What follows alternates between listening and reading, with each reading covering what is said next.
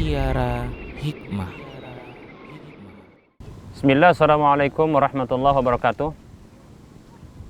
Innal hamdalillah wassalatu wassalamu ala Rasulillah wa ala alihi wa ashabihi wa man walah. Wala haula wala quwata illa billah, amma ba'd. Para hamba Allah rahimani wa rahimakumullah. Ketahuilah sesungguhnya kebahagiaan seorang hamba dalam kehidupan dunia mereka adalah bergantung dengan diterimanya amal kebajikan yang mereka lakukan di sisi Allah Subhanahu wa taala, karena mereka diperintahkan oleh Allah Subhanahu wa taala untuk beribadah kepada Allah Subhanahu wa taala. Allah mengatakan di dalam surah Az-Zariyat ayat 56, Allah mengatakan, A'udzu billahi minasyaitonir rajim, wa ma umiru wa ma khalaqtul jinna wal insa illa liya'budun, dan tidak aku ciptakan jin dan manusia melainkan agar mereka beribadah kepadaku. Ibadah kepada Allah Subhanahu wa taala akan menjadi sebuah ibadah tatkala terpenuhinya salah satu syarat di antaranya adalah keikhlasan. Bahkan keikhlasan ini adalah salah satu hal yang menyebabkan iblis laknatullah alaih tak akan bisa menyesatkan manusia. Allah Subhanahu wa taala berfirman di dalam surah Shad ayat 82 dan 83, Allah mengatakan, A'udzu billahi minasyaitonir rajim. Qala fa bi'izzatika la'ughwiyannahum ajma'in illa 'ibadaka minhumul mukhlasin. Allah berfirman mengabadikan perkataan iblis laknatullah alaih. Allah mengatakan, qala, iblis berkata, demi kemuliaanmu ya Allah, sungguh benar-benar aku akan menyesatkan mereka semua, yaitu manusia. Illa ibadaka minhumul mukhlasin, kecuali hamba-hambamu di antara mereka yang ikhlas. Para hamba Allah rahimani wa rahimakumullah. Keikhlasan para hamba Allah rahimani wa rahimakumullah adalah perkara yang begitu berat untuk bisa dilakukan.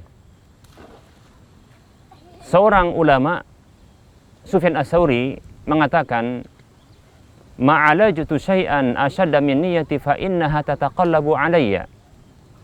Tidak ada sesuatu yang paling berat aku kendalikan ketimbang niatku, karena sesungguhnya ia berbolak-balik bagiku. Baik para hamba Allah rahimani wa rahimakumullah. Niat ikhlas sesuatu yang berat, namun dia merupakan tuntutan. Keikhlasan merupakan sesuatu yang berat, namun dia merupakan satu hal yang dituntut agar amal seorang hamba diterima oleh Allah Subhanahu wa taala. Para hamba Allah rahimani wa rahimakumullah. Bagaimana seorang hamba agar bisa dia ikhlas kepada Allah Subhanahu wa taala dalam amalnya?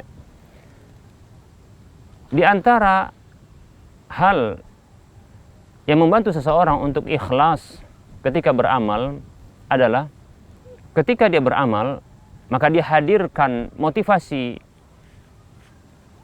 yang dinyatakan oleh Allah Subhanahu wa taala, demikian pula Rasulullah sallallahu alaihi wasallam.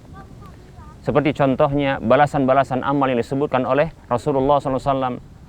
Ketika kita sholat berjamaah contohnya, maka silakan hadirkan balasan-balasan yang disediakan oleh Allah Subhanahu wa taala lewat lisan Rasulullah sallallahu alaihi wasallam.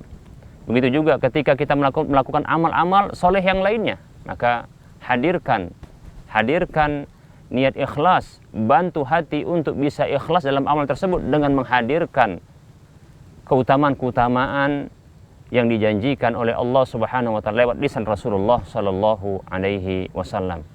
Ketahui para hamba Allah rahimani wa rahimakumullah, amal itu akan diterima oleh Allah Subhanahu wa taala. Di antara syaratnya itu bergantung dengan keikhlasan seorang hamba ketika dia beramal. Fudail bin Iyad rahimahullahu ta'ala mengatakan,